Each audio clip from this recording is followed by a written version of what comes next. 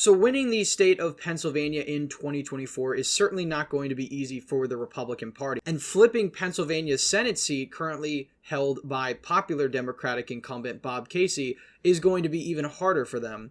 Now, so far Republicans are playing their cards right, as we're going to talk about throughout this video. They're getting behind their presumptive nominee incredibly early, and they're trying to build an apparatus to slowly whittle away at Bob Casey's poll numbers and approval ratings in the state of PA. So we're going to talk about what the Republicans are doing better this time around, what the state of the race so far is for the Pennsylvania Senate race, and obviously we'll talk about some of the mistakes that happened last time, because it's certainly relevant as to what Republicans are trying to avoid this time around. So we're going to talk about all of that, as well as the likelihood of Republicans being able to flip this seat and what it would take in just a second. But first, if you're new to the channel, please consider subscribing down below and liking this video if you enjoy.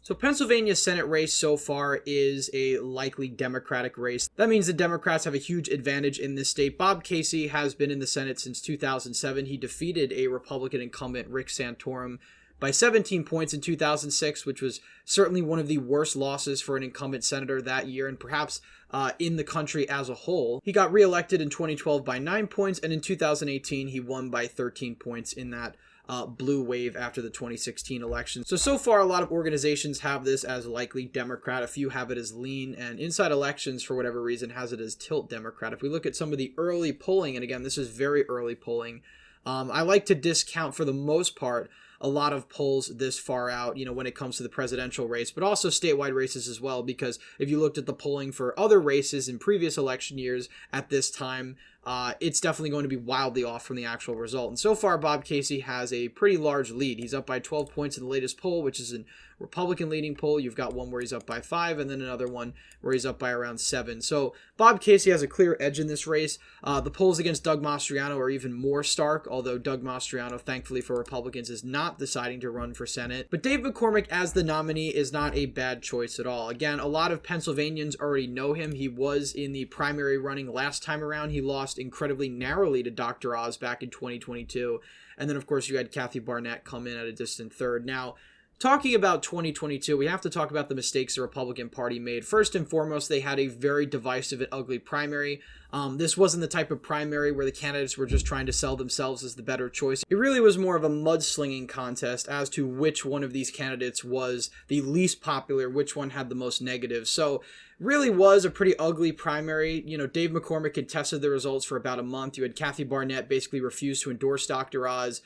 I don't even know if she endorsed Dr. Oz at the end, but either way, you had sore losers in this race. You had Dr. Oz, who really wasn't from the state of Pennsylvania, had a number of PR issues, wasn't seen as trustworthy, was down tremendously in the polls early on, and then sort of had a comeback towards the end, but it was a little too late. I often think that if the Pennsylvania Senate race was held in December as opposed to November, Dr. Oz might have actually been able to eke out a win. But, having to share a ticket with Doug Mastriano, who lost by 15 points on the same ballot in a more polarized environment like we're in now, it really was just a death sentence. So, 419,000 Republican primary voters already voted for Dave McCormick in the past. Doug Mastriano has endorsed Dave McCormick. You have a number of people all across the state of Pennsylvania, Lou Barletta, a number of other officials, Stacey Garrity, the state treasurer. So you basically have people from all wings of the party. The entire Republican Pennsylvania congressional delegation has endorsed Dave McCormick. So everybody has jumped on this really early. And I think the Pennsylvania GOP may have finally learned what their mistake was in 2022. And that was really just the divisiveness of the primaries, the fact that you had a number of high-profile Republicans that would not get behind the nominees, and it really just was a total dumpster fire for the Republican Party. They lost the state house, they lost the governorship by a historic margin, they ended up losing the Senate race by 5 points, so it really just was a total and unmitigated disaster, and Republicans are really doing their best to try and avoid that this time around by rallying behind Dave McCormick really early on. Now, Dave McCormick also has ties to Connecticut. I think Democrats are going to try to use that in the way that they used it against Dr. Oz, him being from New Jersey. But I think the difference is that Dave McCormick was born and raised in Pennsylvania. He's a veteran. He has better optics for the state of Pennsylvania. Even though he's sort of this hedge fund finance bro, who does have appeal in the more suburban areas. I think he can appeal more to the rural areas. And if you just take a look at his primary victories by county, he did the best in rural Pennsylvania, central Pennsylvania, and western Pennsylvania. Western Pennsylvania specifically was the area where Dr. Oz did the worst as opposed to Trump in 2020. So it's already off to a better start that you have a candidate that, in theory, should do better in West PA than Dr. Oz did back in 2022. Because again, this is a 5-point loss. This is pretty devastating for a state that only voted for Joe Biden by 1 point, and a state where Dr. Oz was actually leading in the polls. So, you have pretty abysmal numbers for Republicans in these Western PA counties. And that's one of the main reasons why Dr. Oz ended up losing. He just didn't have the numbers in the rurals, and he really didn't make it up in the suburban collar counties either. Chester County, the margin was basically the same as it was in 2020.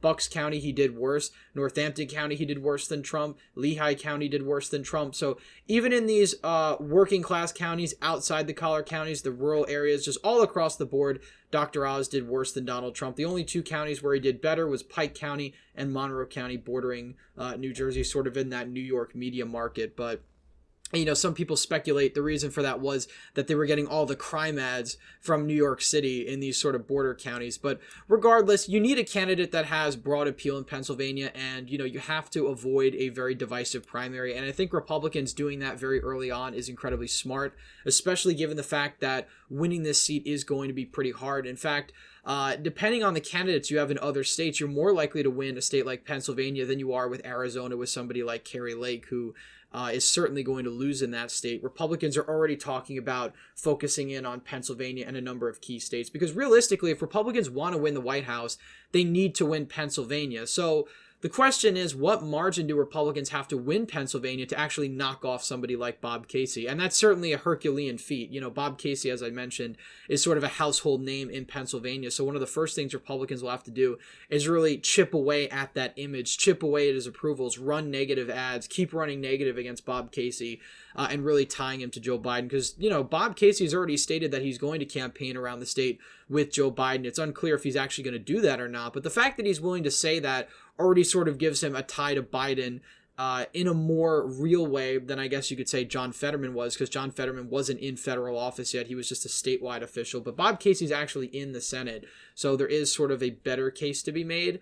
But again, I think Bob Casey is a stronger candidate than John Fetterman was naturally, so it's going to be much harder, I think, to take him out as a Republican in Pennsylvania. But looking back at past Pennsylvania Senate results for this seat, of course, you have Bob Casey winning by 17 points back in 2006. Prior to that, Rick Santorum was able to beat his Democratic opponent by around 7 points. So, this was on the same ballot that George Bush lost the state of PA by 4. So it really wasn't a bad showing at all. Fast forward, of course, to 2012, Bob Casey wins re-election by 9 points. Romney lost the state of Pennsylvania by around 6. So, he overperformed by about 3 points.